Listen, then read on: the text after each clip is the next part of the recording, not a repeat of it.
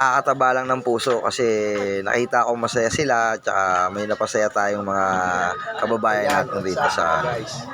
Sumahod tayo kay Facebook, kay Meta. Yan, nasahod din na tayo eh, ng magandang balita eh. Ngayon, yung pangako ko na magpapakain kami dito sa mga homeless people na kababayan natin dito sa Additional, Mandaluyong. Gagawin na natin yan ngayon. Ngayong video na to, okay?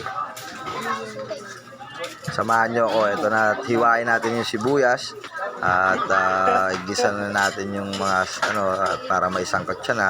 Dahil ang lulutuin natin ngayon is pansit canton na mayroong konting bihon para sa mga homeless natin na kababayan. Ulitin ko po, para sa mga homeless lang to pero hindi po natin to i-content. Hindi natin, walang video, ayoko ng video kasi mahirap na pong mababash. Basta ako usang loob lang to sa mga kababayan natin na nakikita ko lagi dun sa dyan sa mga lansangan, dahil kumita tayo at first time kong makasahod kay Facebook. Oo, legit, nakasahod tayo kay Facebook, kaya ito, gagawa tayo ng isang mag-share tayo ng blessings natin. Ayan mga guys, 40 packs yan mga guys para sa mga kababayan natin na homeless people. Shoutout nga pala sa mga viewers namin dyan na walang sawang tumatangkilik kahit walang kakwenta-kwenta yung mga videos natin. Ngayon, ito, tsaka sa mga iba pang star sender natin dyan, tsaka sa mga viewers natin. Guys, ito na yung may naka-receive tayo ng blessing. Siyempre, mag-share tayo ng blessings natin. Ito na yun. Yan.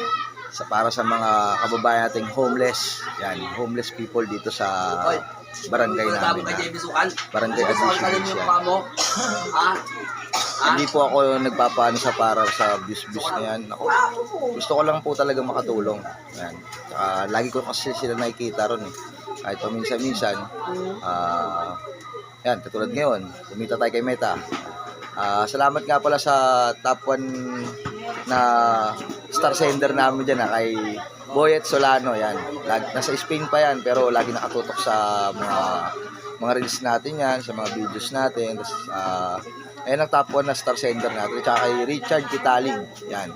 Pare, maraming salamat nakobra na namin yung sahod namin kay Meta. Medyo mababa lang pero nakakataba ng puso kasi legit pare, totoo. Legit siya mga guys, sumahod talaga kami. Sumahod kami ni Palo G. Ito na yung natin So yeah, what's up mga guys? Nandito na tayo sa area. Pero hindi natin tayo content. Yan mga guys, nahirapan kami hanapin yung mga homeless dahil pinalis daw ng mga pibak. Kaya wala na sila sa mga tinutuluyan nila, mga hinihigaan nila. Nasaan kaya sila? Hirap hanapin.